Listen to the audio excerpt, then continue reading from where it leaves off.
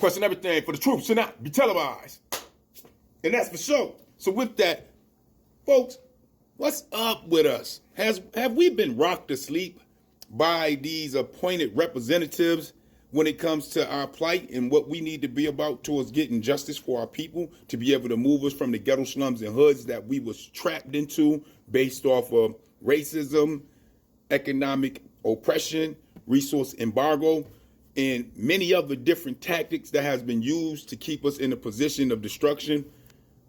Are we asleep today, dormant from our own movement because we done allowed certain appointed representatives to get into office to represent us, and they haven't represented us in our best interest at all, keeping us in a perpetual state of impoverishment while all of the nations are getting benefits and resources and opportunity from the system that we set up on a moral grounds of fighting for justice in the form of reparative justice and rights for our people. And in turn, this justice, this rights, this opportunity that we push for ourselves on a moral stance has gone to the actual immigrants and others that have come to the country other than ourselves. Is this a reality? Because at the end of the day, now that we see what is really going on, we see that we're the only ones that are benefiting from our own civil rights movement. We the only ones not benefiting from our own push for justice.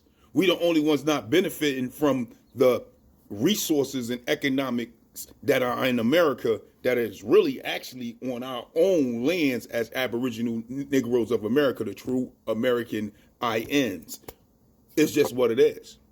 And as we continue to see in this time frame, 2025, looking into the new information that is coming out, that been hidden for so many years, that they've been hiding our truth, which make real sense based off of the fact of the matter that anyone who Holocaust massacre and genocide your people will never, ever, ever, ever, ever, ever, ever, ever, ever, ever have your best interest at hand, due to the fact of the matter that if you're not brought to justice for the crimes and wrongs that you have done, then in your state of mind, you haven't committed no crime. You haven't did no wrongs. And in turn, you will raise your babies, your inheritors, in the same set form and fashion and mind state to be able to take control of your estate and your empire based off of what you have done and formed off of the backs of our people as Aboriginal Negroes of America. And if there's, like I said, there's no justice brought to that crime, no recourse, no correction brought to that injustice that has been done on the backs of our people, then there's no reality in the sense of a moral change from those that have taken over the actual system of what we know today as the United States government. There's no change. It's just what it is. Until you are punished for your wrong, until you are judged for your wrong, then how do you know you even did a wrong? Other than those that are telling you that you're doing them wrong, pointing the finger at you for doing them wrong. And this is where we stand. And if we don't continue to point the finger at the injustice that is happening to us, then how do we get justice? We are owed trillions of dollars and hundreds and thousands of acres of land that has been all right uphandedly stolen from our people. And yet still we sit around toiling in ghetto slums and hoods, bickering over paying bills that are pushed on us off of a system who robbed us openly. What kind of reality is that for us? For us to not want justice, to not push for justice, to see people in office that's supposed to represent us from our nation who don't represent us at all, in the form of seeking that justice and getting that reparative reality of giving us back the sustainable economic growth and resources that we are owed. How do that work for us if we're not going to push for our own justice? How do it work for the children coming up after us and the generations after them? How do it work going into the future, being behind all other nations, knowing that we was pushed and forced and put into a position of destruction based off of all these other nations to keep us in the back?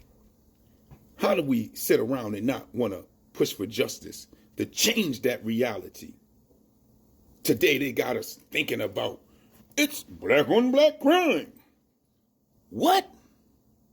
We don't even commit the most crimes in this country to be thinking about that. Never alone, that's not an issue.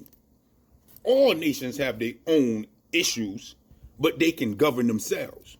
They can police themselves. They can feed themselves. They can go out and deal with themselves on their own lands.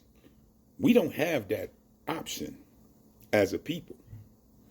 So now they push this trick bag of us dealing with black on black crime when we don't even commit the most crimes from their own federal census of ethnic arrests. And that tells us who commits the most crimes. Not to mention, that ain't the plight for us.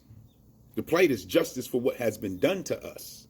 See, they done gave us that trick bag at the same time promoting this type of violence and crime in our communities and won't stop the promotion. But they want you to worried about the outcome. Well, what about the promotion before the outcome? Wouldn't that be most important, to stop the promotion of it, the marketing of it, in order to stop the outcome of it?